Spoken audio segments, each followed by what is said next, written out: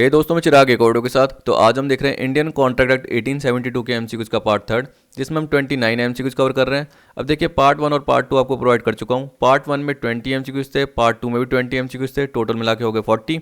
आज कवर कर रहे हैं 29, तो ओवरऑल हो गए 69। अगर आपने पार्ट वन और पार्ट टू की वीडियो नहीं देखी और इनके थियोरटिकल कॉन्सेप्ट का पार्ट नहीं देखा, तो इनका लिंक आज की वीडियो के डिस्क्रिप्शन में मिल जाएगा, वहाँ से जाके चेक कर सकते हैं।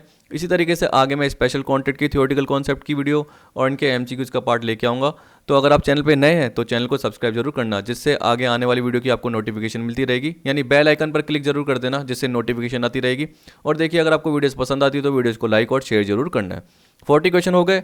41 नंबर से स्टार्ट करते हैं। क्या कह रहा है? Consent is said to be free when it is not caused by. Consent को फ्री कहा जाता है जब वो इन कारणों से ना हो। कंसेंट का मतलब क्या हो गया? Agreeing upon same thing in same sense. अब देखिए, डिटेल में जाना है तो इनके थ्योरेटिकल कॉन्सेप्ट में जाइए, वहाँ पे जाके मैंने एग्जाम्पल भी समझाए हुए हैं। फिर भी मैं शॉर्ट में बता देता हूँ।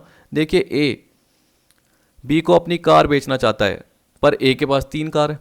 अब ए ने बोला कि मैं अपनी कार आपको 3 लाख में बेचना चाहता हूँ, तो क्या पता बी ने उसको उस सेंस में नहीं समझा, क्योंकि बी को लगा कि ए अपनी i20 बेचना चाहता है, जबकि ए अपनी नैनो बेचना चाहता है।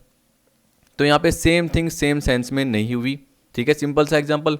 फिर देखिए, उसके बाद आता है फ्री कंसेंट। फ्री कंसेंट किस में आती है? सेक्शन 14 में। तो फ्री कंसेंट कब होती है? जब उनमें इनका पार्ट नहीं हो। किनका पार्ट नहीं? कोर्जन का पार्ट नहीं हो, अनड्यू इन्फ्लुएंस नहीं हो, फ्रॉड नहीं हो, मिस रिप्रेजेंटेशन नहीं हो, मिस्टेक का पार्ट नहीं हो, तब जाके कंसेंट फ्री कही जाती है। जब इनका पार्ट नहीं हो, डराना धमकाना नहीं हो, बंदूक की नोक पर रखकर एग्रीमेंट कर दिया, सामने वाले पार्टी को डरा दिया कि अपनी हाउस प्रॉपर्टी दे दे, नहीं तो तेरी जान ले लूंगा, ये हो गया। सुसाइड करने की धमकी दे दी, तो ये कोर्जन हो गया, डराना धमकाना। अनड्यू इन्फ्लुएंस, फादर सन पे एक तरीके से क्या कर सकता है? अनुचित प्रभाव कर सकता है और उसके बेसिस पर एग्रीमेंट कर सकता है। देखिए, ये इसका डिटेल पार्ट मैंने बोला, वहाँ जाके देखिए, आपको और अच्छे ढंग से समझ में आएगा। यहाँ तो मैं शॉर्ट में ही बता सकता हूँ। फ्रॉड, कपट या धोखा, सामने वाले को जानबूझ के नुकसान पहुंचाने के उद्देश्य से डेलिबरेटली किया जाता है एक तरीके से, जिससे सामने वाला डिसीव हो सके, उसको कुछ ना कुछ नुकसान हो सके। जबकि मिस रिप्रेजेंटेशन में डेलिबरेटली नहीं किया जाता। जो पर्टिकुलर पर्सन इन्फॉर्मेशन दे रहा है, कोई भी इन्फॉर्मेशन आपको एग्रीमेंट से रिलेटेड दे रहा है, तो जो पर्टिकुलर पर्सन इन्फॉर्मेशन दे रहा है उसको लग रहा है कि सब कुछ सही है, वो बिलीव करता है कि सही है, जबकि रियल में वो सही नहीं होती। तो उस केस में मिस रिप्रेजेंटेशन का पार्ट होता है, ये जानबूझ के नहीं किया जाता। फिर मिस्टेक का पार्ट हो गया, एक पार्टी से भी हो सकती है और दोनों पार्टी से भी हो सकती है। जब एक पार्टी से होती है तो वो जनरली वॉइड नहीं होती, लेकिन दोनों पार्टी से होती है तो आपको पता है कि वो क्या होती है? वॉइड होती है। इस तरीके से मैंने डिटेल में कवर किया था। तो हम क्या बोलेंगे? All of the above. ठीक है, 41 में क्या आएगा? All of the above. Consent is said to be free when it is not caused by, तीनों से, तो हम क्या बोलेंगे? All of the above. अब 42 की तरफ बढ़ते हैं, पर उससे पहले अनअकैडमी की तरफ से स्पेशल बैचेस। देखिए, पिछली वीडियोस में भी मैं आपको प्रोवाइड कर चुका हूं, यानी बता चुका हूं कि 22 दिसंबर से बैचेस स्टार्ट हो ही रहे हैं। तो देखिए, हो गए हैं, तो आपको पता है कि अगर जो आपके बैच रह गए, यानी जो आपके क्लासेस रह गई है, उसकी रिकॉर्डेड पार्ट भी आपको मिल जाएगा और लाइव क्लासेस तो चल ही रही है। तो 22 दिसंबर को मैनेजमेंट पेपर 1, 23 दिसंबर को हिस्ट्री पेपर 1 से रिलेटेड सब्जेक्ट, 24 दिसंबर साइकोलॉजी पेपर 1, 25 दिसंबर देखिए लॉ, 26 दिसंबर देखिए मैनेजमेंट पेपर 1 फिर से आ गया, 27 दिसंबर पॉलिटिकल साइंस पेपर 1, 28 दिसंबर इकोनॉमिक्स और 29 दिसंबर कॉमर्स। तो देखिए, प्राइस हाइक होने वाली है। मैंने ये भी बताया था कि 25 दिसंबर से होने वाली है, लेकिन इसको एक वीक के लिए एक्सटेंड कर दिया गया है। तो आपके लिए फ़ायदा है, अभी भी आप एनरोल कर सकते हैं। लिंक आपको डिस्क्रिप्शन में दिया गया है, तो आप देख सकते हैं। अलर्ट है आपके लिए, हाई डिमांड की वजह से प्राइस हाइक को एक वीक के लिए एक्सटेंड कर दिया गया है, तो हरी अप कीजिए। और जो सब्सक्रिप्शन है, पेड सब्सक्रिप्शन, उसके लिए एनरोल कीजिए। एनरोल का लिंक आपका डिस्क्रिप्शन में। और याद रखिए, अगर आप चिराग NTA रेफरल कोड डालते हैं तो आपको 10% डिस्काउंट मिल जाएगा। और अगर आप नए हैं, तो मैंने बताया, यानी अनअकैडमी में नए हैं, आपने ऐप पहली बार डाउनलोड किया है, तो जो भी आपके फ्री MCQs का पार्ट हो गया, फ्री क्विजेज़ का पार्ट हो गया, जो भी फ्री लेसन्स हो गए, वो आपको मिल सकते हैं अगर आप चिराग NTA रेफरल कोड एंटर करते हैं। और अगर आपको सब्सक्रिप्शन लेना है तो आपको 10% डिस्काउंट भी मिल जाएगा। तो देखिए, अब चलते हैं 42 नंबर पे। इसमें क्या बोल रहा है? Dash does not affect the free consent of parties. तो अभी आपने पढ़ा था कि फ्री कंसेंट ऑफ पार्टी को क्या क्या अफेक्ट करता है। तो आपको पता है कि कोर्जन की वजह से अफेक्ट होता है, अनड्यू इन्फ्लुएंस की वजह से होता है, फ्रॉड की वजह से होता है, मिस रिप्रेजेंटेशन की वजह से होता है। तो जनरली वो एक तरीके से फ्री कंसेंट को अफेक्ट करते हैं, जिसमें आपको पता है कि सामने वाले के ऑप्शन पे, एग्रीड पार्टी के ऑप्शन पर, वो पर्टिकुलर कॉन्ट्रैक्ट क्या होता है? वॉइडेबल होता है। वो कोर्ट में जाके उस पर्टिकुलर कॉन्ट्रैक्ट को वॉइड करवा सकता है और उससे उसको जो नुकसान पहुंचा है, तो सामने वाले से वो डैमेज या कंपनसेशन मांग सकता है कोर्ट के थ्रू। ठीक है, आपको पता है। तो यहाँ पर ये बोल रहा है कि dash does not affect the free consent. तो अनड्यू इन्फ्लुएंस तो अफेक्ट करता है, कोर्जन भी अफेक्ट करता है, फ्रॉड भी करता है, लेकिन इनकम्पिटेंस ऑफ पार्टीज अफेक्ट नहीं करती। क्योंकि आपको पता है कि देखिए जैसे इनकम्पिटेंस ऑफ पार्टीज में क्या आता है जनरली, आपको मैं बता दूं, एक तो माइनर का पार्ट आता है, एक अनसाउंड माइंड का पार्ट आता है, और एक जो कॉन्टैक्ट करने के लिए एलिजिबल नहीं होता, जनरली वो इनकम्पिटेंसी ऑफ पार्टीज में आता है। और अगर आप उसका उल्टा बोले कि पार्टीज कौन सी कंपिटेंट होती है कॉन्टैक्ट करने के लिए, तो आप क्या बोलेगे उसका उल्टा, मेजर पर्सन जिसकी 18 ईयर्स की एज हो चुकी है। इसी तरीके से साउंड माइंड बोलिए, और थर्ड क्या बोल सकते हो, जो कॉन्टैक्ट करने के लिए एलिजिबल होता है। ठीक है, तो वो कॉम्पिटेंट है। तो यहाँ पे हम फ्री कंसेंट की बात कर रहे हैं, तो उस केस में बी ऑप्शन सही रहेगा। तो incompetency of parties does not affect the free consent of parties, ये आ गया। फिर देखिए 43, miss representation under section 18 means. तो देखिए मिस रिप्रेजेंटेशन की मैंने पूरी मीनिंग आपको बताई थी, लेकिन एक पर्टिकुलर रह गई थी, तो यहाँ पे ही कवर हो जाएगी। देखिए बोल रहा है positive assertion in a manner not warranted by the information of the person making it not true but he believes it to be true. तो देखिए एक पर्सन क्या कर रहा है, पॉजिटिव असर्शन दे रहा है, जो कि एक तरीके से इन्फॉर्मेशन जो भी दे रहा है जरूरी नहीं कि वो वारंटेड हो, तो वो अनवारंटेड इन्फॉर्मेशन होगी। और वो बोल रहा है कि एक तरीके से देखिए वो ट्रू नहीं है, लेकिन वो बिलीव कर रहा है कि वो ट्रू है, विश्वास कर रहा है कि वो ट्रू है। देखिए इसमें एक एग्जांपल देख सकते हैं कि जैसे मेरा एक फ्रेंड है राहुल, और मैं खुद की बात कर लेता हूँ चिराग। तो राहुल चिराग को बोलता है कि एक XYZ लिमिटेड है, उसका डायरेक्टर देखना यही बनेगा सी। तो वो सी एक क्या प्रोमिनेंट पर्सन था, एक अच्छा पर्सन था, जिसके बेसिस पे क्या है XYZ के शेयर बढ़ सकते थे। तो चिराग ने इसी इन्फॉर्मेशन के बेसिस पे XYZ लिमिटेड के शेयर खरीद लिए। ठीक है, किसके बेसिस पे, राहुल की दी गई इन्फॉर्मेशन के बेसिस पे, जो कि एक तरीके से जरूरी नहीं है कि वारंटेड हो, वो अनवारंटेड थी, एक पर्टिकुलर प्रूफ नहीं था बोल सकते हैं। राहुल को कहीं ना कहीं से उड़ती हुई खबर आई, किसी से मिली, और उसने चिराग को दे दी कि XYZ लिमिटेड का डायरेक्टर सी बन जाएगा, लेकिन रियल में जो डायरेक्टर है वो कौन बन गया, डी बन गया। अब शेयर की वैल्यू तो बढ़ी नहीं, और चिराग को क्या हो गया, कम हो गई मान के चलिए, तो चिराग को नुकसान हो गया। तो यहाँ पे हम बोल सकते हैं कि देखिए ये मिस रिप्रेजेंटेशन का पार्ट आ गया, एक पॉजिटिव असर्शन राहुल ने दी थी in a manner not warranted by the information of the person making it not true but he believes it to be true. लेकिन वो बिलीव कर रहा है कि एक तरीके से ट्रू है। तो राहुल बिलीव कर रहा था कि सी ही डायरेक्टर बनेगा, और उसी के बेसिस पे चिराग ने क्या कर दिया, उस कंपनी के शेयर खरीद लिए।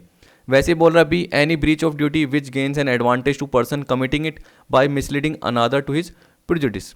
ठीक है, तो ये बोल रहा है कि दो पर्टिकुलर पर्सन एग्रीमेंट कर रहे हैं, तो उसमें क्या कर दिया, एनी ब्रीच ऑफ ड्यूटी, एक पर्सन ने ड्यूटी को तोड़ दिया, which gain an advantage to person committing it, जिससे क्या हो गया, उस पर्सन को एडवांटेज हो गया जिसने ये ड्यूटी को ब्रीच किया है, by misleading another to his prejudice, जिससे उसने सामने वाले की थोड़ी सी भावनाओं को क्या करा है, नुकसान पहुंचाया।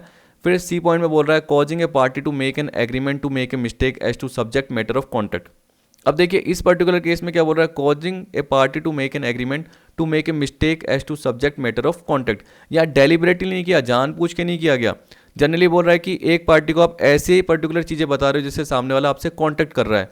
यहाँ पे एक एग्जाम्पल हो सकता है कि ए के पास एक क्या थी, मोटरसाइकिल थी, क्या थी, मोटरसाइकिल। अब देखिए उसने उसकी है ना रिपेयर ये भी नहीं करवाई थी, लेकिन इंजन अच्छा चल रहा था। तो वो क्या बोलता है कि बी को, मेरा इंजन अच्छा चल रहा है, एक तरीके से गाड़ी भी अच्छी चल रही है, आप ट्राई कर सकते हो। बी ने उसको ट्राई कर दिया, टेस्ट ड्राइव कर दिया, बी ने उसके बाद उसके बेसिस पे उसको खरीद लिया। लेकिन उसके बाद वो गाड़ी ख़राब हो गई, और जैसे ही बी ने उसको मैकेनिक को दिखाया तो उसने बोला इसका तो इंजन ही ख़राब है, वो सीज हो गया।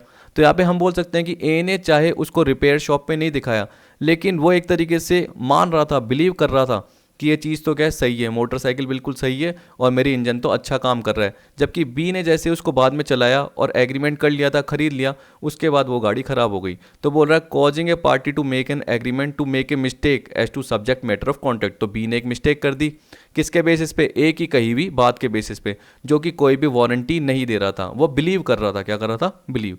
तो यहाँ पर हम क्या बोलेंगे, ऑल ऑफ द अबव। ठीक है, तो 43 का डी पार्ट आएगा। 44 में क्या बोल रहा है, an agreement enforceable by law at the instance of one party and not of other party under section 2I is called. तो आपको पता है वो क्या कहलाता है, वॉइडेबल कॉन्ट्रैक्ट कहलाता है। जो कि आपने फ्री कंसेंट में भी देखा होगा कि ए ने बी को डरा धमका के बोला कि अपनी हाउस प्रॉपर्टी दे दे, वही बंदूक की नोक पे या किसी पर्टिकुलर की तेरी फैमिली को मार दूंगा उस बेसिस पे, तो ए के पास वो प्रॉपर्टी आ गई, तो बाद में वो बी के ऑप्शन पे वॉइडेबल हो सकता है। तो एक ने तो अनफोर्स करा दिया डरा धमका के, लेकिन दूसरे के ऑप्शन पर वो वॉइडेबल हो सकता है। तो 44 का क्या होगा आपका, बी। 45 देखिए, if the agreement consist of legal and illegal part and legal part is separable from illegal part then legal part is. तो इस केस में क्या बोल रहा है कि देखिए अगर एक एग्रीमेंट है उसमें लीगल और इलीगल पार्ट है, और लीगल पार्ट को अगर इलीगल पार्ट से सेपरेट कर सकते हैं तो उस केस में लीगल पार्ट क्या कहलाएगा, तो लीगल पार्ट वैलिड हो सकता है। अगर उसको सेपरेट नहीं किया जा सकता तो उस केस में क्या जनरली वो पूरा का पूरा क्या कहलाता है, वॉइड कहलाता है। ठीक है, अगर लीगल पार्ट में से इलीगल पार्ट को हटा सकते हो तो लीगल पार्ट वैलिड होगा। ठीक, याद रखना, अगर लीगल पार्ट को हटा नहीं सकते, सेपरेट नहीं कर सकते, तो पूरा का पूरा जो एग्रीमेंट है वो वॉइड कहलाता है। तो अभी तो वैलिड है क्योंकि उसको सेपरेट कर सकते हो। ठीक है, फिर 46 में क्या बोल रहा है, amount withdrawn from ATM is none of the above, tacit contract, express contract, quasi contract. तो देखिए जनरली इसको टैसिट कॉन्ट्रैक्ट कहा जाता है। क्या कहा जाता है, टैसिट कॉन्ट्रैक्ट कहा जाता है। एक मैंने आपको इम्प्लाइड भी बताया था, इम्प्लाइड के पार्ट के फॉर्म में अलग से एक टैसिट आता है। वैसे पार्ट नहीं बोलोगे, अलग से ही आता है, लेकिन इम्प्लाइड में मैंने आपको क्या बताया था, देखिए जो इम्प्लाइड कॉन्ट्रैक्ट है वो जनरली किसके थ्रू आता है, आपकी इम्प्लीकेशन के थ्रू, उसके थ्रू एग्जिस्ट करता है यानी आता है। अगर मैं बोलूँगा कि आप वर्ड के थ्रू क्या कर रहे हो, किसी पर्टिकुलर पर्सन को ऑफर कर रहे हो कि ए बी को कार बेचना चाहता है, अपनी हाउस प्रॉपर्टी कहना चाहता है, तो वो तो जनरली एक्सप्रेस कॉन्ट्रैक्ट हो गया। लेकिन अगर आप कोई एग्जांपल देखिए जहाँ पे जैसे आप ट्रेन से उतरे, आपके पास लगेज था, तो कूली आया और आपका लगेज उठा के चल दिया और आपने उसको मना नहीं करा, तो उस केस में जनरली वो इम्प्लाइड कॉन्ट्रैक्ट हो गया। तो यहाँ पे जनरली क्या है, इम्प्लीकेशन के थ्रू कूली आया और आपके बैग को उठा के चल दिया, आपने उसको मना नहीं करा, वो जनरली इम्प्लाइड कॉन्ट्रैक्ट हो गया एक तरीके से। ठीक है, अब उसी की स्कोप में टैसिट कॉन्ट्रैक्ट भी आता है। जनरली इसमें भी क्या है, टैसिट को मतलब क्या बोलते हैं, साइलेंट कॉन्ट्रैक्ट कहा जाता है। तो उसका एक एग्जांपल तो सबसे बढ़िया यही है। और एक होता है ऑक्शन सेल, जिसमें जनरली क्या होता है, हथौड़ा जो है ना वो पर्टिकुलर सामने टेबल में या एक पर्टिकुलर क्या बोलते हैं मोटा सा बना हुआ था कुछ पार्ट, उसमें मारा जाता है, तो जैसे हैमर थ्रो किया जाता है तो वो कॉन्ट्रैक्ट फॉर सेल एक तरीके से बन जाता है। तो उस केस में भी जनरली उसको साइलेंट कॉन्ट्रैक्ट ही कहा जाएगा, टैसिट कॉन्ट्रैक्ट ही कहा जाएगा, जिसमें वर्ड के थ्रू पार्ट नहीं हो रहा। तो हम बोल सकते हैं कि इम्प्लाइड कॉन्ट्रैक्ट के अंदर ही क्या आता है, एक तरीके से टैसिट कॉन्ट्रैक्ट आ सकता है, यानी इसी के स्कोप में आता है। तो यहाँ पे एग्जांपल याद रखना दो है, एक तो एटीएम से पैसे निकालना वो टैसिट कॉन्ट्रैक्ट का है, और एक ऑक्शन सेल का जिसमें जनरली हैमर थ्रो की जाता है और कॉन्ट्रैक्ट ऑफ सेल हो जाता है। ठीक है, तो तब टैसिट कॉन्ट्रैक्ट का पार्ट आता है। फिर 47 में क्या बोल रहा है, विच कॉन्ट्रैक्ट डिपेंड अपॉन हैपनिंग और non happening of future uncertain event. तो ये तो जनरली आपको पता है कंटीजेंट कॉन्ट्रैक्ट, जो कि फ्यूचर अनसर्टेन इवेंट के हैपनिंग या ना होने पर, होने या ना होने पर डिपेंड करते हैं। तो ये हो गए आपके कंटीजेंट। अब इसका एग्जांपल अगर देना चाहूँ, वैसे तो मैंने शायद पिछली वीडियो में बता दिया, फिर भी एग्जांपल आपको बता देता हूँ। जैसे देखिए कॉन्ट्रैक्ट ऑफ इंश्योरेंस की बात कर लीजिए, जैसे आपने मेडिक्लेम पॉलिसी करा दी, तो आपको पता है कि अगर चोट लगेगी तब जाके ही आपको क्लेम मिलेगा।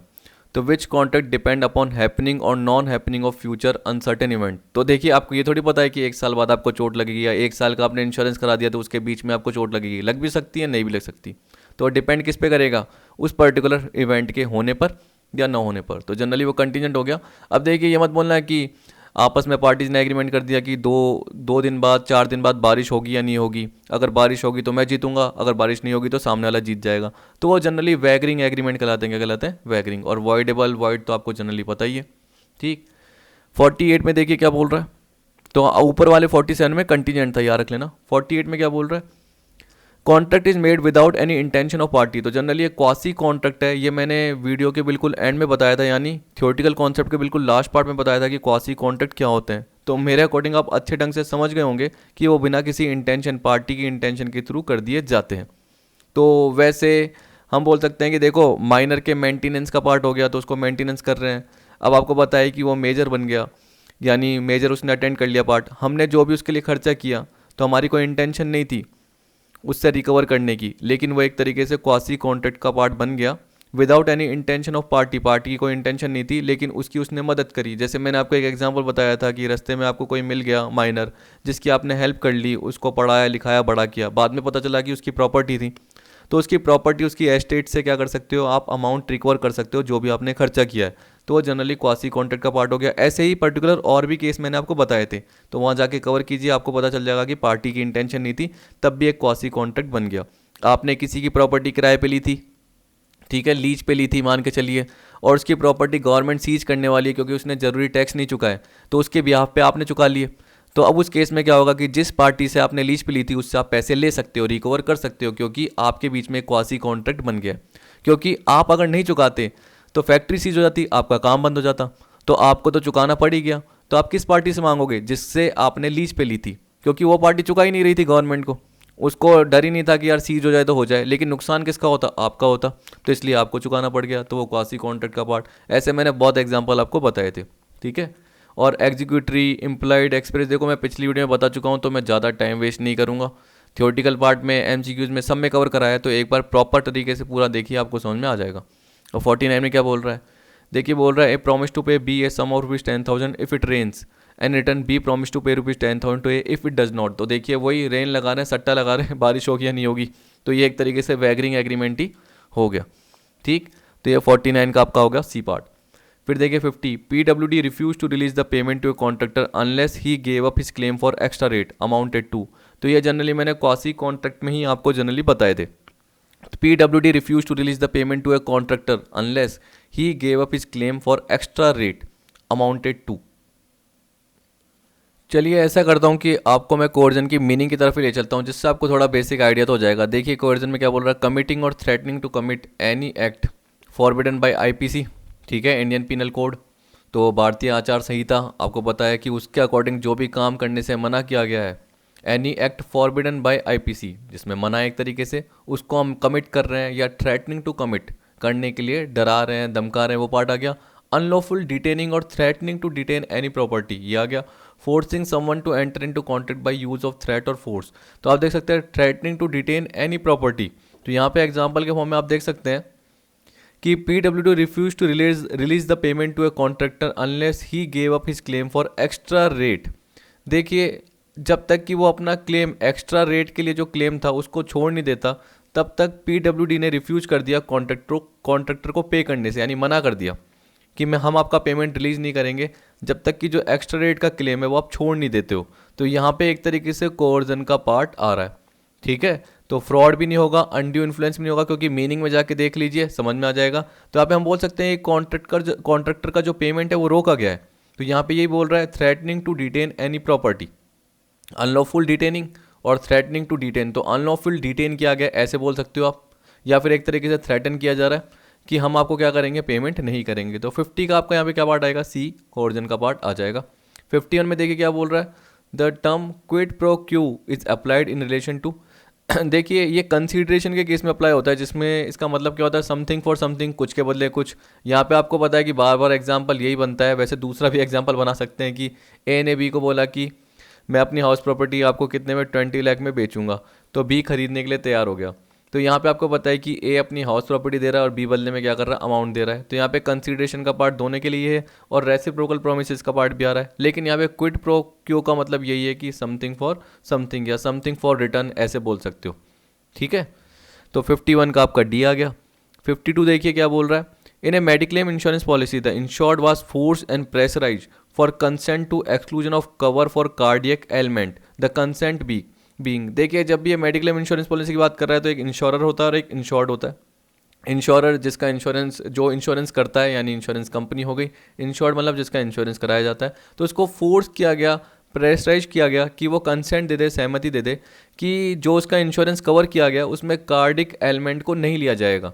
इसका मतलब जो हार्ट अटैक से रिलेटेड जो मौत हो जाती है तो उसके कवर को, उसके चार्ज को नहीं लिया जाएगा और उसको हटा दीजिए, ठीक है। तो इसका मतलब क्या हो गया, अगर पर्सन की डेथ ऐसे हो जाती है कार्डिक अरेस्ट के कारण या हार्ट अटैक के कारण डेथ हो जाती है, तो तब उसको क्लेम नहीं मिलेगा, क्योंकि जानबूझ के इसको फोर्स किया गया कि इसको एक्सक्लूड कर दे। तो उस केस में देखिए उसको फोर्स किया गया है, तो कंसेंट बीइंग, तो जिससे सहमति ली गई है वो जनरली क्या कहलाएगी, वो कहलाएगी not lawful, it had no binding effect. तो देखिए लॉफुल नहीं कहलाएगी और इसका कोई भी बाइंडिंग इफेक्ट नहीं होगा। तो 52 का जो आपका पार्ट होगा वो क्या होगा, सी होगा, ठीक है।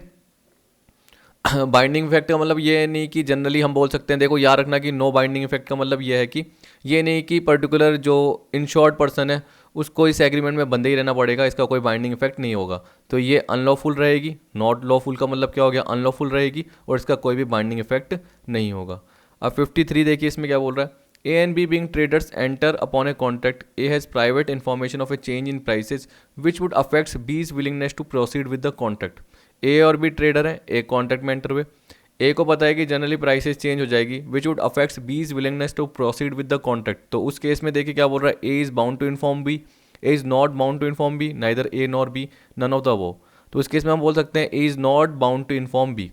जनरली ये प्रैक्टिस होती है, आपको पता है कि एक पर्टिकुलर पर्सन को अगर कुछ इन्फॉर्मेशन पता है, तो यहाँ पे आपको पता है कि प्राइसेस चेंज की इन्फॉर्मेशन ए को पता है, तो ज़रूरी नहीं कि वो बी को पता है, ठीक है। क्योंकि एक पर्टिकुलर पर्सन नॉर्मल सर्कमस्टेंसेज में ये कंडीशन तो करेगा, कॉन्ट्रैक्ट का पार्ट करेगा। और देखिए अगर आप शेयर मार्केट की बात करते हैं, एक पर्टिकुलर पर्सन को पता है कि हाँ प्राइसेस बढ़ने वाली है, तो वो थोड़ी कि दूसरे पर्सन से एग्रीमेंट टूट जाएगा। A and B being trader enter upon a contract, A has private information of change in prices which would affect B's willingness to proceed with the contract. चलिए इस पार्ट को भी छोड़िए, एक सिंपल एग्जांपल की तरह समझिए कि देखिए ए है और बी है, जो कि जनरली ट्रेडर की बात कर रहा है। ए और बी आपस में क्या करते हैं, एक एग्रीमेंट में आ जाते हैं। मैं बोल सकता हूँ कि एक फ्यूचर डिलीवरी से रिलेटेड एग्रीमेंट में आ जाते हैं कि आफ्टर 2 मंथ, 2 महीने बाद जो कॉटन की बेल्स है वो ए बी को डिलीवर करेगा। अब जो प्राइस तय हुई कितनी हुई, 50 रुपीज़ पर कॉटन बेल्स या पर पीस, उस अकॉर्डिंग तय हुई कि आफ्टर 2 मंथ क्या होगी, 50 रुपीज़ पर पीस के अकॉर्डिंग डिलीवर की जाएगी। यानी बी क्या करेगा, पर्टिकुलर ए को 50 रुपीज़ में देगा, 50 रुपीज़ के अकॉर्डिंग अमाउंट देगा, और ए क्या करेगा, कॉटन बेल्स बी को देगा। आपको ये बताया नॉर्मल सा एग्रीमेंट हो गया। लेकिन ए को 2 महीने बाद की प्राइसेस भी जनरली पता है, क्योंकि उसको प्राइवेट इन्फॉर्मेशन मार्केट की डिस्क्रिपेंसी की नॉलेज है, और उसको पता है कि 2 महीने बाद प्राइसेस क्या रहेगी। तो उसको पता है कि प्राइसेस जनरली क्या हो सकती है, 40 रुपीज़ भी हो सकती है। तो अगर बी उसको 2 महीने बाद खरीदता तो उसको 40 चुकाने पड़ते हैं, लेकिन उसको तो क्या करना पड़ेगा, 50 रुपीज़ ही चुकाने पड़ेंगे बी को। तो यहाँ पे ये नहीं कि A is not bound to inform B, तो आपको पता है कि ए की कोई कर्तव्य नहीं बनता या लाइबिलिटी नहीं बनती कि वो बी को पता है, ठीक है। तो बताना जरूरी नहीं है। नॉर्मल सा एग्जाम्पल हो गया, खुद भी बना सकते हैं, सिंपल सा पार्ट है। 54, when a person at whose option a contract is voidable rescind is the consequence would be. देखिए यहाँ पे बोल रहा है कि जब एक पार्टी के ऑप्शन पे क्या होता है, कॉन्ट्रैक्ट वॉइडेबल होता है, जो कि आपने कोर्जन के केस में पढ़ा, जहाँ पे जैसे मैंने आपको एग्जाम्पल के फॉर्म में बताया कि ए और बी है, बी ने मान के चलिए कि धमकी देके ए की हाउस प्रॉपर्टी ले ली। या हम बोल सकते हैं कि देखिए इसका जो पर्टिकुलर आपका एग्जाम्पल का केस बन रहा है, इसमें क्या ये बता देता हूँ। देखिए ए था और बी था, ए की हाउस प्रॉपर्टी थी, और बी ने क्या कर दिया, उसको डरा धमका के, ए को डरा धमका के इसकी हाउस प्रॉपर्टी ले ली। वैल्यू थी 20 लाख, लेकिन बी ने डरा धमका के एक तरीके से उसको 8 लाख में ही कवर कर लिया, और 8 लाख में क्या कर दिया, 8 लाख पे करके ए को जो हाउस प्रॉपर्टी है वो क्या कर दी, बी ने ले ली, ठीक है। अब ए के ऑप्शन पर वो वॉइडेबल है। ए कहाँ गया, कोर्ट में। अब कोर्ट ने ऑर्डर दिया बी को कि आपको ए को वापस से हाउस प्रॉपर्टी देनी है, तो ए के पास हाउस प्रॉपर्टी आ गई। दूसरा आपको पता है कि देखो बी ने क्या करा, 20 लाख की जगह ए को 8 लाख दिए थे, तो ए को तो फायदा हो गया, हाउस प्रॉपर्टी भी मिली और साथ में 8 लाख भी मिल गए। तो ऐसा नहीं होगा, हाउस प्रॉपर्टी तो ए को मिल जाएगी, लेकिन जो बेनिफिट ए ने उठाया है वो वापस से रीस्टोर करने पड़ेंगे, यानी वापस से देने पड़ेंगे। तो यहाँ पे ये बोल रहा है द कंसीक्वेंस वुड बी, तो यहाँ पे हम पढ़ सकते हैं, ये बोल रहा है the party seeking recession need not perform and promise. फिर दूसरा बोल रहा है party seeking recession must restore the benefit that he has obtained under the contract. आप देखिए जो पार्टी रिसेशन चाहती है, मतलब जो कैंसिलेशन चाहती है, आपको पता है कि ए के ऑप्शन पर एक कैंसिलेशन है, तो उसको परफॉर्म करने की जरूरत नहीं है, need not perform and promise. The party seeking recession must restore the benefits that he has obtained under the contract. तो अगर ए ने कोई बेनिफिट उठाया है, जैसे 8 लाख मिल गए, तो वापस से बी को देने पड़ेंगे। ए के ऑप्शन पर वॉइडेबल है, तो दोनों पार्ट में आ गया, ये भी आ गया और ये भी आ गया, तो हम क्या बोलेंगे, बोथ ए एंड बी, ठीक है। 54 का डी पार्ट। और अगर आपको देखना है तो अभी मैंने आपको कोर्जन का पार्ट बताया, उसमें आप देख सकते हैं इफेक्ट ऑफ कोर्जन में ये बोला, it makes contract voidable at option of party whose consent is obtained by coercion. हमारे केस में क्या है, ए की कंसेंट ली गई थी तो उसके ऑप्शन पर वॉइडेबल है। दूसरा क्या बोल रहा है, aggrieved party have right to rescind, यानी कैंसिल करने का राइट है the contract, but it will have to restore benefit, ठीक है। बेनिफिट को रिस्टोर करना पड़ेगा, वापस से देना पड़ेगा, तो ए को क्या करना पड़ेगा, वापस से बी को बेनिफिट देना पड़ेगा, ठीक। अब 55 देखिए क्या बोल रहा है, तो इसका आंसर आपका डी था, याद रखना। 55 में बोल रहा है रेसिशन ऑफ कॉन्ट्रैक्ट मीन्स। देखिए आपको पता है कि रेसिशन का मतलब क्या होता है, कैंसिलेशन होता है, तो यहाँ पे ये बोल रहा है cancellation of contract with the consent of both party. Rescission of contract मैं आपको एक बार जनरली इसका पार्ट दिखाई देता हूँ, जिससे आपको थोड़ा आइडिया हो जाएगा। देखिए आप देख सकते हैं, आपको दिख रहा है, पीडीएफ में मैं आ गया हूँ, डिस्चार्ज ऑफ कॉन्ट्रैक्ट। तो यहाँ पे क्या बोल रहा है कि जब कॉन्ट्रैक्ट के जो भी राइट ऑब्लिगेशन जो भी क्रिएट किए गए थे वो एंड की तरफ आ जाते हैं, तो जनरली कॉन्ट्रैक्ट को क्या माना जाता है, डिस्चार्ज या टर्मिनेटेड माना जाता है, ठीक है। इसका मतलब क्या हो गया, पार्टीज के बीच में कॉन्ट्रैक्चुअल रिलेशनशिप एंड हो गई, ये मैंने बताया था। मोड्स में देखिए क्या बोल रहा है, परफॉर्मेंस के through, actual performance, attempted performance, discharge by agreement में नोवेशन, अल्ट्रेशन, रेसिशन आ गया, रेमिशन, वेवर। तो आप देख सकते हैं यहाँ पे आपको जैसे आप डिस्चार्ज बाय एग्रीमेंट की तरफ आएंगे तो नोवेशन का भी मैंने क्वेश्चन लिया, जिससे आपको पता चल जाएगा कि पुराने कॉन्ट्रैक्ट की एग्जिस्टिंग कॉन्ट्रैक्ट की जगह एक नया कॉन्ट्रैक्ट आ जाता है। यानी एग्जांपल के हमें बोल रहा है कि ए ने क्या करा, कुछ मनी बी से लिया, क्योंकि इसमें दो केस होते हैं कि पार्टी चेंज हो जाती है लेकिन कॉन्ट्रैक्ट सेम रहता है, या इस केस में क्या होता है कि कॉन्ट्रैक्ट चेंज हो जाता है लेकिन पार्टी सेम रहती है। दो पर्टिकुलर केस होते हैं नोवेशन के केस में। इस केस में बोल सकते हैं कि ओरिजिनल कॉन्ट्रैक्ट क्या हो जाता है, डिस्चार्ज हो जाता है। तो A owed certain money to B. अब देखिए बोल दिया कि ए बी सी में एग्रीड हो गया कि B would accept C as is debtor instead of A. In this case A is discharge from his liability to pay debt to B. तो यहाँ पे आपको पता है कि देखिए ए ने बी से क्या करा, कुछ अमाउंट लिया, फिर ए बी सी के बीच में एक एग्रीमेंट बन गया कि जो बी को पैसे पे करेगा वो कौन पे करेगा, ए पे नहीं करेगा, सी पे करेगा। तो इस केस में ए की जो भी लाइबिलिटी थी वो डिस्चार्ज हो गई और इसकी जगह किसकी लाइबिलिटी आ गई, सी की आ गई।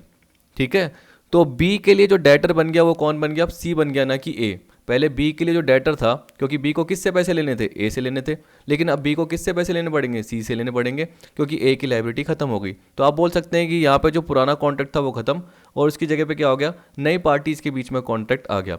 वैसे ही रेसिशन का केस बताना मुझे, तो इसमें देखिए क्या बोल रहा है, कैंसिलेशन ऑफ कॉन्ट्रैक्ट। एक कॉन्ट्रैक्ट में भी discharge with the consent of all parties आ गया। A promise to deliver certain goods to B at certain date, कि 2 महीने बाद डिलीवर कर दूंगा, लेकिन परफॉर्मेंस की डेट से पहले ही ए और बी ने म्यूचुअली एग्री कर दिया कि कॉन्ट्रैक्ट परफॉर्म करने की जरूरत नहीं है। तो उस केस में हम क्या बोलेंगे, रेसिशन, यानी कॉन्ट्रैक्ट को कैंसिल कर दिया म्यूचुअली कंसेंट के थ्रू। तो यहाँ पे 55 का क्या आएगा, आपका डी आएगा। ठीक, 56 देखिए क्या बोल रहा है, इसमें बोल रहा है where one of the parties is under a mistake as to matter of fact the contract is. देखिए आपको पता है कि जब दोनों पार्टी मिस्टेक में हो तो दोनों पार्टी ने क्या करा, पर्टिकुलर एग्रीमेंट की टर्म को ढंग से नहीं समझा। लेकिन अगर एक ही पार्टी मिस्टेक में, तो उस केस में क्या होगा, कॉन्ट्रैक्ट तब भी वैलिड होगा और परफॉर्मेंस तो करनी पड़ेगी ही पड़ेगी। देखिए यहाँ पे अगर मैं एक एग्जांपल के फॉर्म में बोलूँ कि ए बी को क्या करता है, ऑयल बेचने का एग्रीमेंट करता है, लेकिन बी को ये नहीं पता, बी ने जनरली बोला ठीक है मैं ऑयल खरीदने के तैयार हूँ, लेकिन कौन सा ऑयल, ए के पास तो क्या बहुत सारे ऑयल होते हैं। तो उस केस में आपको पता है कि जनरली बी ही मिस्टेक में है, क्योंकि या हम बोल सकते हैं, देखिए वैसे तो मैंने ऊपर बताया था कि कंसिडरेशन नहीं माना जा, सॉरी कंसेंट एक तरीके से क्या है, सेम थिंग में सेम सेंस में नहीं ली जा रही। लेकिन चलो मैं ऐसे एग्जांपल में फॉर्म में बोल लेता हूँ कि ए जनरली ए की ऑयल बेचने का काम करता है जो होता है सेसमी सीड्स का।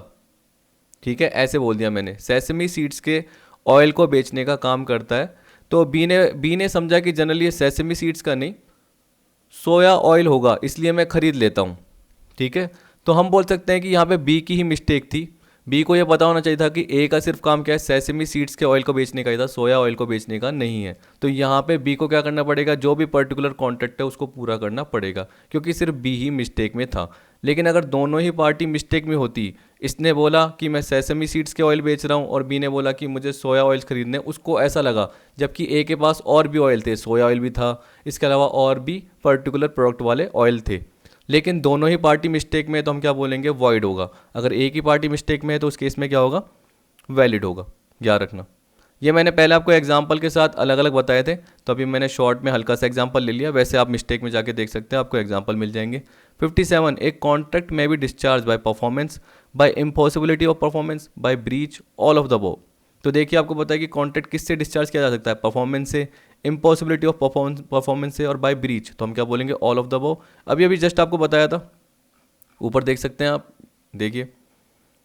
तो देखिए discharge by performance, agreement, lapse of time, discharge by operation of law, discharge by impossibility of performance और लास्ट का है discharge by breach of contract. तो आपको पता है कि इसमें कौन कौन सी आती है, एक तो एक्चुअल ब्रीच आती है और एक एंटीसिपेटरी ब्रीच का पार्ट आता है और उसकी रेमेडीज भी आती है। तो 57 का जो आपका आएगा वो आएगा डी। अब देखिए 58 में क्या बोल रहा है, देखिए इसमें बोल रहा है A B and C jointly promise to pay D a sum of ₹3000, C is compelled to pay the whole. देखो यहाँ पे आप बोल सकते हो कि A B and C jointly promise, तो इस केस में आप देख सकते हो कि ए का हिस्सा 1000 होगा, बी का हिस्सा 1000, सी का हिस्सा 1000, क्योंकि जॉइंटली प्रॉमिस किया है। तो हम बोल सकते हैं कि इक्वली ए 1000 देगा, बी 1000 देगा, सी 1000 देगा, और इनके बिहाफ पे क्या कर रहा है, सी is compelled to pay the whole. तो सारा का सारा अमाउंट कौन देगा इनके बिहाफ पे, सी देगा, पर हिस्सा तो क्या होगा, 1000 इससे, 1000 इससे, 1000 इससे, इस तरीके से होगा। ए इंसॉल्वेंट हो गया और उसकी एसेट क्या, उसकी एसेट से सिर्फ 50% ही मिल पाया, कह रहा है, but his assets are sufficient to pay 1/2 of his date. तो आपको पता है कि ए का जो डेट था वो कितना था, 1000, तो उसका जो आप 50% निकाल के देख लीजिए कितना होगा, 500। ठीक, अब 3000 में से 500 तो ए की एसेट में से मिल जाएगा, और आपको पता है कि पूरा वो दे ही नहीं पाया क्योंकि ए इंसॉल्वेंट हो गया, दिवालिया। तो बाकी जो 2500 बचे वो किसको देने पड़ेंगे, बी और सी को देने पड़ेंगे। ठीक है, तो ये बोला D is entitle to receive, तो डी को क्या मिलेगा, बी और सी से 1250 1250, क्योंकि आपको पता है कि डी को पूरे 3000 मिलेंगे, जिसमें से ए 500 ही दे पाया, तो बाकी जो 2500 बचे उसका 1250 बी दे रहा है और 1250 सी दे रहा है। तो यहाँ पे देखिए ₹500 from A's estate, ₹1250 from B and ₹1250 from C. बाकी ऑप्शन नहीं बढ़ा रहा क्योंकि देखिए काम का नहीं है, पढ़ के देख लीजिए, ए बी सी टू पे इक्वली 1000 ईच होता, लेकिन यहाँ पे ए इंसॉल्वेंट हो गया तो उससे सिर्फ 500 ही मिले, तो बाकी 2500 कौन देगा, बी और सी देंगे। तो ये बिल्कुल ठीक है, सी वाला ऑप्शन। फिर देखिए 59 देखिए, if it was not the intention of the parties that time should be of the essence of the contract, the effect of delay would be। ठीक है, तो इसमें जनरली क्या बोल रहा है, ये कह रहा है कि अगर पार्टीज के बीच में इंटेंशन नहीं थी कि अगर जो टाइम है वो कॉन्ट्रैक्ट का एसेंस पार्ट है होना चाहिए, तो देखिए पार्टीज के बीच में इंटेंशन नहीं थी कि जो टाइम है, समय, वो कॉन्ट्रैक्ट का एसेंस मेन एलिमेंट होना चाहिए, वो इंटेंशन नहीं थी। इसका मतलब टाइम को अहमियत नहीं दी गई, याद रखना, कॉन्ट्रैक्ट में टाइम को अहमियत नहीं दी गई कि इस पर्टिकुलर डेट तक डिलीवर करना है, ऐसा कुछ भी नहीं कहा गया। तो बोल रहा था इफेक्ट ऑफ डिले, तो जब एक पार्टी ने डिलीवर करने में डिले कर दिया तो उस केस में क्या होगा, the contract does not become voidable. ऐसा नहीं होगा, क्यों, क्योंकि कोई टाइम फिक्स नहीं किया गया। अगर मैं बोलता हूँ कि ए ने बी को बोला कि मैं आपको गुड्स डिलीवर कर दूंगा, लेकिन टाइम नहीं बताया, क्योंकि वहाँ पे टाइम को अहमियत दी नहीं गई, तो उस केस में कोई इंटेंशन नहीं थी आपकी पार्टी को। इसमें हम बोल सकते हैं कि ए की भी कोई इंटेंशन नहीं थी और बी की भी नहीं थी, तो पर्टिकुलर टाइम फिक्स ही नहीं किया गया। तो ए डिलीवर कर सकता है, लेकिन एक रीजनेबल टाइम होना चाहिए, आपको पता है। ये थोड़ी कि टाइम फिक्स नहीं किया गया तो पर्टिकुलर ए एग्रीमेंट को क्या करेगा, 1 साल तक लटका देगा। तो एक रीजनेबल टाइम तो होना ही चाहिए जहाँ पे टाइम तय नहीं किया गया। तो ये बोल रहा है चलो कॉन्ट्रैक्ट तो क्या होगा, वॉइडेबल नहीं होगा। वॉइडेबल का मतलब क्या आता है कि एक पार्टी के ऑप्शन पर वॉइडेबल हो सकता है, तो किसी भी पार्टी के ऑप्शन पर वॉइडेबल नहीं है। The affected party does not have the right to reject, जो अफेक्टेड पार्टी है उसको राइट नहीं है कि रिजेक्ट करने का, लेकिन उसकी वजह से जो उसको लॉस हुआ है उसके लिए वो कोर्ट में केस कर सकता है और डैमेज मांग सकता है। Clear, the affected party may sue the other party for any loss caused by the delay. तो डिले की वजह से जो अफेक्टेड पार्टी, मान के चलो बी को अगर नुकसान हो गया, तो वो कोर्ट में क्या करेगा, केस कर देगा और उससे जो भी हर्जाना है वो मांग सकता है, किससे, ए से। तो यहाँ पे हम बोल सकते हैं कि D all of the above, इसमें सारे सही होंगे। अब देखिए 60 में क्या बोल रहा है, a contract is made for the import of goods and import is thereafter forbidden by a government order, it is. अब देखिए ये बोल रहा है कि एक कॉन्ट्रैक्ट हुआ गुड्स को इंपोर्ट करने का, उसके बाद गवर्नमेंट की उस कंट्री के साथ क्या हो गई, कोई लड़ाई हो गई, एनिमी कंट्री बन गई, तो वहाँ से बोल दिया कि इंपोर्ट को क्या कर दिया, मना कर दिया गया। तो जो भी ऑर्डर है, it is an agreement to do an act impossible in itself, an agreement which is impossible by subsequent event, contract of novation, none of the above. तो हम क्या बोलेंगे, an agreement which is impossible by subsequent event. ये 60 का B part है। मेरे हिसाब से जनरली ये मैंने आपको डिस्चार्ज ऑफ एग्रीमेंट में या इसी टाइप से किसी पार्ट में बताया था, शायद discharge by impossibility of performance वाले पार्ट में बताया था। तो एक बार देख लेते हैं। देखिए यहाँ पे क्या बोल रहा है, an agreement which is impossible is void because law does not compel to do impossible thing. ये भी नहीं है, कहीं ना कहीं मैंने आपको बताया था, जहाँ तक मुझे ध्यान आ रहा है। एक मिनट, देखिए वैसे तो मैंने सर्च कर लिया लेकिन मुझे नहीं मिला, लेकिन फिर भी मैं आपको रिलेट करके बता सकता हूँ। Discharge by impossibility of performance an agreement which is impossible is void because law does not compel to do impossible thing. तो अगर आपने वो कॉन्ट्रैक्ट के लिए कंपेटेबल देखा होगा कि कौन कौन सी पार्टी कंपेटेबल होती है, देखिए ये रहा। तो यहाँ पे आपको पता है कि पर्सन डिस्क्वालीफाइड फ्रॉम कॉन्ट्रैक्टिंग, तो यहाँ पे alien enemy, alien whose countries at war with the India is called an alien enemy. Contract during war, contract entered before war, तो जनरली ये हो गया। तो मैंने कुछ ना कुछ एग्जांपल के फॉर्म में आपको यही बता दिया अभी कि जब एग्रीमेंट क्या हो गया, सब्सीक्वेंट इवेंट की वजह से क्या हो गया, इम्पॉसिबल हो गया, तो उस केस में हम क्या बोलेंगे, वो जो कॉन्ट्रैक्ट है वो जनरली वॉइड हो गया। तो शुरू में तो एग्रीमेंट था आपका, जैसे हम इंडिया चाइना की बात कर सकते हैं एग्जाम्पल के फॉर्म में, ठीक है। तो इंडियन जो पर्सन है आपको पता है कि जनरली क्या करते हैं, इंपोर्ट ही करते हैं चाइना से। तो अगर आप मटेरियल या गुड्स जो भी इंपोर्ट कर रहे हो चाइना से, और इंडिया और चाइना की गवर्नमेंट के बीच में वॉर जैसी सिचुएशन आ गई, तो ये एनिमी कंट्री बन गई और वहाँ से जो इंपोर्ट कर सकते थे अब आप इंपोर्ट नहीं कर सकते। तो an agreement which is impossible by subsequent event, बाद में जैसी इवेंट हुआ एनिमी बन गई, उसके बाद आप क्या कर सकते हो, एग्रीमेंट नहीं कर सकते। तो ये 60 का जो आपका आएगा वो बी पार्ट आएगा। 61, X owes ₹15,000 to Y and Y accept ₹12,000 in full and final settlement of the outstanding due. इसको क्या बोला जाता है, रेमिशन। देखिए एक तरीके से क्या होता है, जो भी टर्म एंड कंडीशन डिसाइड की गई है उससे कम में अगर आप एक्सेप्ट कर रहे हो, देखिए आपको पता है कि X owes ₹15,000 to Y and Y accept ₹12,000, इसका मतलब क्या है, एक्स को 15,000 रुपये देने थे वाई को, लेकिन बाद में एक्स ने क्या बोला कि भाई 15,000 रुपये थोड़े से ज़्यादा हो रहे हैं, मेरे पास इतना अमाउंट नहीं है, आप क्या करो इससे अच्छा तो कम अमाउंट एक्सेप्ट कर लो। तो एक नया क्या करते हैं पर्टिकुलर, या इसी एग्रीमेंट में क्या करते हैं, फुल एंड फाइनल सेटलमेंट में क्या करते हैं 12,000 पैसे एक्सेप्ट कर लेते हैं। तो यहाँ पे बोल रहा है Y accept ₹12,000 in full and final settlement of the outstanding due. वैसे मैंने यहाँ पे उल्टा बोल दिया होगा, यहाँ पे क्या करना था, एक्स ओज ₹15,000 टू वाई, अच्छा एक्स को देने थे 15,000 रुपये वाई को, और वाई ने एक्सेप्ट कर दिए 12,000 रुपये।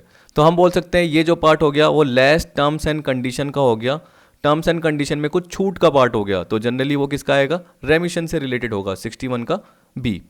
फिर 62 देखिए, the parties to contract agree to substitute the existing contract with new contract, this is, तो देखिए ये तो मैंने बताया था कि जो पुराना कॉन्ट्रैक्ट है उसकी जगह नया कॉन्ट्रैक्ट बन जाता है, तो जनरली ये नोवेशन का केस बनता है।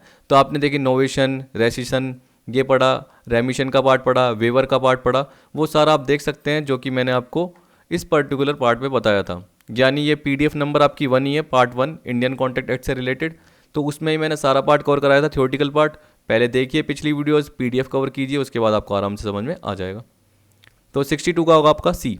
अब 63 में देखिए क्या बोल रहा है, कह रहा है after novation the parties can fall back upon the old contract, damages were to be awarded on the terms of old contract, the original is discharged and need not be performed। तो देखिए यही main होगा कि original discharge हो जाता है, existing contract discharge होता है और परफॉर्म करने की जरूरत नहीं होती। जैसे मैंने अभी आपको बताया था एग्जांपल के फॉर्म में, ए ने क्या करा, बी से उधार लिया, आपको पता है कि ए और बी के बीच में एग्रीमेंट है, तो बी को किससे पैसे लेने, ए से लेने, लेकिन उसके बाद एक पार्टी बीच में आई सी, और ए बी सी ने आपस में डिसाइड किया कि सी पर्टिकुलर पैसे क्या करेगा, बी को देगा। तो उस केस में ए और बी का जो कॉन्ट्रैक्ट था वो क्या हो गया, डिस्चार्ज हो गया, ओरिजिनल डिस्चार्ज हो गया, और उसको परफॉर्म करने की जरूरत नहीं होगी, क्योंकि अब ए के बिहाफ पे क्या करेगा, सी परफॉर्म करेगा, और ए की लाइबिलिटी जो भी थी डेट पे करने की वो खत्म हो गई। तो 63 का आपका जो होगा वो क्या होगा, सी होगा। 64 देखिए, a breach of contract occurs when a party to a contract, 64 की बात कर रहा है, renounces his liability under it, makes it impossible that he should perform his obligation under it, totally और partially fail to perform the obligations, A और B और सी। आप देख सकते हैं ब्रीच ऑफ कॉन्ट्रैक्ट अकर कब, when party to contract renounces his liability under it. तो renounces का मतलब क्या हो गया, देखिए यहाँ पे बोल सकते हैं हम छोड़ना, ऐसे ही बोल सकते हैं, क्योंकि लाइबिलिटी को क्या कर दिया उसने, अपनी छोड़ दिया, जो भी ऑब्लिगेशन थी, जो उसकी जिम्मेदार थी, उसको उसने बीच में ही तोड़ दिया। देखिए ऐसे बोल सकते हैं, ए को क्या करना था, बी को डिलीवर करने थे 100 बैग्स राइस के या किसी भी चीज़ के, उसमें से इसको जब इनके बीच में एग्रीमेंट हुआ था तो 50-50 ऐसे हुआ था कि 50 बैग्स पहले जाएंगे फिर 50 बैग्स बाद में जाएंगे। अब इसने 50 तो दे दिए ए ने बी को, लेकिन बाकी 50 नहीं दिए, तो उस केस में हम बोल सकते हैं कि कॉन्ट्रैक्ट क्या हो गया, टूट गया। यहाँ पे ए की ऑब्लिगेशन क्या थी कि बाकी 50 बैग्स राइस के भी बी को पहुँचाने थे, लेकिन ए पहुँचा नहीं पाया, ठीक है, और ए ने मना कर दिया, makes it impossible that he should perform his obligation under it. देखिए ए ने बी को बोला कि मैं आपको कुछ अमाउंट, या कुछ अमाउंट नहीं, कुछ गुड्स डिलीवर करूँगा। अब जैसे ही परफॉर्मेंस की डेट आई उस वक्त मना कर दिया, एक तो ये पार्ट होगा, टोटली और partially fails to perform the obligation, मना कर दिया, या makes its impossible that he should perform his obligation under it, उससे पहले ही ए ने क्या कर दिया, किसी को डिलीवर कर दिया, जैसे सी को डिलीवर कर दिया। तो एक तरीके से इम्पॉसिबल हो गया ए का बी को डिलीवर करना, क्योंकि ए ने क्या कर दिया, सी को डिलीवर कर दिया, और ए पर्टिकुलर क्या करता है, उतना ही मेटल बनाता है। अब ए बी को डिलीवर नहीं कर पाएगा क्योंकि उसने उससे पहले ही सी को डिलीवर कर दिया, तो ए और बी के बीच में जो कॉन्ट्रैक्ट था वो टूट गया। तो यहाँ पे हम बोल सकते हैं ए या बी या सी, तीनों में से कुछ भी हो सकता है। फिर देखिए 65 में क्या बोल रहा है, A builder contract to erect and finish a house by the 1st of January in order that B may give possession of it at the time to C to whom B has contracted to let it। देखिए यहाँ पे क्या हो गया, एक A था builder, ये example के फॉर्म में बोल रहा है, पहले बना लेता हूँ, इन order that B may give possession of it at the time to C, यानी इसका मतलब है कि बी को इसने बोला, ए बिल्डर ने, कि जनवरी के फर्स्ट तक जो भी डेट है मैं आपको क्या करूँगा, ये बिल्डिंग बना के दे दूंगा। और बी ने इसी के बिहाव पर क्या कर दिया, सी के साथ एग्रीमेंट कर दिया, और बी ने क्या कर दिया, उसको लेट आउट कर दिया, किराए पे दे दिया सी को। इस लाइन का मतलब यही है, to whom B has contracted to let it, B ने क्या कर दिया, किराए पे दे दिया किसको, सी को, in order that B may give possession of it at that time to C, देखिए यहाँ पे बोल रहा है, ढंग से सुनना, कि एक बिल्डर है, उसने कॉन्टेक्ट किया और बोला कि मैं जनवरी के अंदर क्या करूँगा, आपको बिल्डिंग बना के दे दूंगा, और बी ने इसी बिहाफ पे सी के साथ कॉन्टेक्ट कर दिया और किराए पे दे दिया, इसी टाइप का एग्रीमेंट कर दिया। A build the house so badly necessitating B to rebuild it. तो देखिए ए ने इतना घटिया मकान बनाया कि बी को वापस से इसको क्या करना पड़ा, रीबिल्ड करना पड़ा। ये ऐसे बोल रहा है, फिर से बनाना पड़ा। तो A must make compensation to B. अब देखिए क्या बोल रहा है, A must make compensation to B the cost of rebuilding the house, for the rent loss and for the compensation made to C, all of the above. तो आप बोल सकते हैं ऑल ऑफ द अबव, क्यों? क्योंकि देखिए आपको पता है कि बी को वापस से रीबिल्ड करना पड़ा तो एक्स्ट्रा कॉस्ट लगी, तो वो सारी cost. For the rent loss, तो आपको पता है कि पहले से ही बी ने सी के साथ एग्रीमेंट कर लिया था कि जनवरी में कंप्लीट हो जाएगा, उसके बाद आप रहने आ जाना, लेकिन वो कंप्लीट ही नहीं हो पाया और बी को क्या करना पड़ा, उसको वापस से बनाना पड़ा, तो उसकी कॉस्ट लगी, रेंट लॉस्ट हो गया, तो वो अपॉर्चुनिटी कॉस्ट गई। And for the compensation made to C, और इसी तरीके से क्या है कि बी और सी के बीच में एग्रीमेंट था, सी ने भी क्या करा, बोला कि अगर आप ये एग्रीमेंट पूरा नहीं करोगे तो मैं कोर्ट में केस कर दूंगा। तो यहाँ पे इस केस में बी ने सी को क्या करा, डैमेज दिया कि वो कोर्ट में केस न करे। तो and for the compensation made to C, और सी को जो कंपनसेशन दिया गया क्योंकि उससे सी को भी नुकसान हुआ होगा, तो इस केस में जो बी को है वो क्या क्या अमाउंट मिलेगा, इसे ये तीनों अमाउंट मिल जाएंगे, D all of the above. 66 देखिए क्या बोल रहा है, a sum fix representing a genuine pre estimate of the probable damage that is likely to result from the breach. तो देखिए बोल रहा है कि representing a genuine pre estimate of the probable damage. आपको बताया कि ए और बी के बीच में एग्रीमेंट हुआ और बोल रहा है कि अगर ये एग्रीमेंट टूटता है तो 1 लाख का नुकसान होगा, तो ये एक तरीके से पहले से ही प्री एस्टिमेट है। अब बताइए ये अगर जेन्युइन है तो बिल्कुल ठीक है, उस केस में क्या कहलाएगा, ये कहलाएगा लिक्विडेटेड डैमेज। लेकिन अगर जानबूझ के देखिए एग्रीमेंट ही कितने का है, ओनली 5000 का ए और बी के बीच में, पर्टिकुलर गुड्स को सप्लाई करने का ओनली 5000 का, लेकिन पेनल्टी जो डिसाइड की गई वो 1 लाख की डिसाइड की गई, तो उस केस में हम क्या बोलेंगे, वो लिक्विडेटेड डैमेज नहीं कहलाएगा, वो पेनल्टी से रिलेटेड डैमेज कहलाएगा। ठीक है, तो यहाँ पे अगर जेन्युइन प्री एस्टिमेट बैठा रहे हो कि यार ए और बी के बीच में जो एग्रीमेंट हुआ और गुड्स का अगर लॉस हो जाता है या किसी पार्टी को लॉस हो जाता है तो अराउंड 1 लाख का लॉस होगा, तो 1 लाख का डैमेज डिसाइड कर देते हैं, तो जनरली वो लिक्विडेटेड डैमेज कहलाता है। और जहाँ पे ये बोल सकते हैं कि कोई प्री एस्टिमेट ढंग से नहीं बैठाया गया और जानबूझ के ज़्यादा अमाउंट बैठाया गया है, तो वो पेनल्टी का पार्ट कहलाता है, ताकि सामने वाला ढंग से काम कर सके और ये नहीं कि वो बीच में ही कॉन्ट्रैक्ट को तोड़ के चले जाए, तो पेनल्टी का पार्ट ज़्यादा रखा जाता है और लिक्विडेटेड डैमेज का पार्ट उतना ही रखा जाता है जो पर्टिकुलर पार्टी के बीच में एक तरीके से कॉन्ट्रैक्ट के थ्रू एग्री हुआ है और उनके बीच में जो भी नुकसान होने के चांसेस होते हैं तो वो जेन्युइन होता है। तो यहाँ पे हम 66 का क्या बोलेंगे, सी। 67 में क्या बोल रहा है, B holds land in Tanjore, कोई जगह है जहाँ पे बी के पास लैंड था, on a lease granted by a the landlord. देखिए यहाँ पे लैंडलॉर्ड ए का लैंड था जो कि तंजौर में था, जो बी होल्ड करके बैठा था, तो बी लेसी है और ए लेसर है। The revenue payable by A to government being in arrear. यहाँ पे देखिए अभी मैंने आपको ऊपर ऊपर एग्जाम्पल पे कहीं बताया था जो कि क्वासी कॉन्ट्रैक्ट का एग्जाम्पल था। तो देखिए इस केस में आपको बताया कि क्वासी कॉन्ट्रैक्ट में जो लॉ के थ्रू अपने आप क्या होता है, कॉन्ट्रैक्ट बन जाते हैं। यहाँ पे पार्टीज़ की कोई इंटेंशन नहीं होती कॉन्ट्रैक्ट बनाने की, लेकिन अपने आप बन जाते हैं। तो यहाँ पे ए लेसर है और बी लेसी है। अब देखो ए को क्या करना था, गवर्नमेंट को जो भी रेवेन्यू से रिलेटेड फीस थी या कुछ लैंड रेवेन्यू टैक्स था वो पे करना था, A's is land is advertise for sale by government. अब देखिए revenue payable by A to government being in arrear बकाया था और उसने लैंड पर रेवेन्यू टैक्स पे नहीं करा, तो गवर्नमेंट ने क्या कर दिया, लैंड को एडवर्टाइज कर दिया बेचने के लिए कि अगर ये लैंड रेवेन्यू टैक्स नहीं देगा तो इसको बेच दिया जाएगा एक पर्टिकुलर डेट तक। अब क्या करा, बी को डर लगा क्योंकि बी ने लीज पे लिया हुआ था, बी उस पर क्या कर रखा था, फैक्ट्री चला के बैठा था, तो बी को नुकसान होने के चांस थे क्योंकि अगर गवर्नमेंट इसको ले लेती तो बी की फैक्ट्री बंद हो जाती। तो बी ने क्या करा, ए के बिहाफ पे कर दिया, B pays to the government the sum due from A. तो आपको पता है कि ए को देना था, मेन लैंडलॉर्ड को देना था, लेकिन उसके बिहाफ पे लेसी ने दे दिया, देना लेसर को था लेकिन दिया किसने, बी ने। Now A is bound to make good to B the amounts of paid, A is not bound to make good to B the amounts of paid neither A और बी। तो आपको पता है कि ए को अमाउंट देना ही पड़ेगा जो कि बी ने पे किया है, क्योंकि बी ने ए के बिहाफ पे किया, तो आपस में ए और बी के बीच में एक क्वासी कॉन्ट्रैक्ट बन गया। तो 67 का जो पार्ट आएगा, A is bound to make good to B the amounts of paid. इसका मतलब जितना भी अमाउंट बी ने दिया है वो ए को क्या करना पड़ेगा, वापस से ए को लौटाना पड़ेगा। ठीक, उल्टा बोल दिया मैंने, यानी बी को लौटाना पड़ेगा, जो भी अमाउंट है वो ए को क्या करना पड़ेगा, बी को लौटाना पड़ेगा। ए तो देगा ही देगा, सीधी बात है। 68 an agreement to remain unmarried is unenforceable void voidable valid. तो देखिए सीधी सी बात है, ये क्या कहलाएगा, void. An agreement to remain unmarried is void, ये कानून की नज़रों में क्या होता है, वॉइड होता है, क्योंकि ये एनफोर्स हो ही नहीं सकता। 69 when the agreed party does not face any loss, जब भी एग्रीड पार्टी कोई भी लॉस फेस नहीं करती तो जनरली वो क्या कहलाता है, नॉमिनल डैमेज। तो जैसे आपको पता है कि जानबूझ के पार्टी अगर दूसरी पार्टी पर केस कर रही है, बस आपको पता है कि उस वक्त जो कोर्ट ने ऑर्डर दिया और कोर्ट ने अपनी डिक्री के थ्रू 1 रुपये का जुर्माना लगाया, 10 पैसे का जुर्माना लगाया, 2 रुपये का जुर्माना लगाया, तो जनरली वो क्या कहलाता है, नॉमिनल डैमेज ही कहलाता है। When the agreed party does not face any loss nominal damage can be claimed, तो वो नॉमिनल डैमेज क्लेम कर सकती है। वो बस सामने वाली पार्टी को बताना चाहती है कि आपने जो किया है वो गलत काम किया है, चाहे उसमें मुझे कुछ भी अमाउंट ना मिले, चाहे उस डैमेज के थ्रू मुझे कोई कंपनसेशन नहीं मिले, क्योंकि मेरे को इतना लॉस नहीं हुआ, लेकिन मैं एक एग्जांपल सेट करना चाहता हूँ, इसलिए मैं कोर्ट में केस कर रहा हूँ। और कोर्ट डिक्री के थ्रू जनरली 1 रुपये का हर जाना, 2 रुपये का हर जाना, 10 पैसे का हर जाना जनरली ये डिसाइड कर लेता है, तो वो नॉमिनल डैमेज कहलाता है। तो 69 का हो गया बी। तो देखिए इस तरीके से आपके सारे पार्ट कवर हो गए, टोटल मिला के 29 क्वेश्चन थे। तो मैंने क्या बताया, टोटल 69 क्वेश्चन आपके कवर हो गए हैं। अब इसके अलावा अगली वीडियो से हम स्पेशल कंटेंट का पार्ट कवर करेंगे, फिर उसके बाद उसके एमसीक्यूज कवर करेंगे। तो आई होप आपको आज की वीडियो पसंद आई होगी।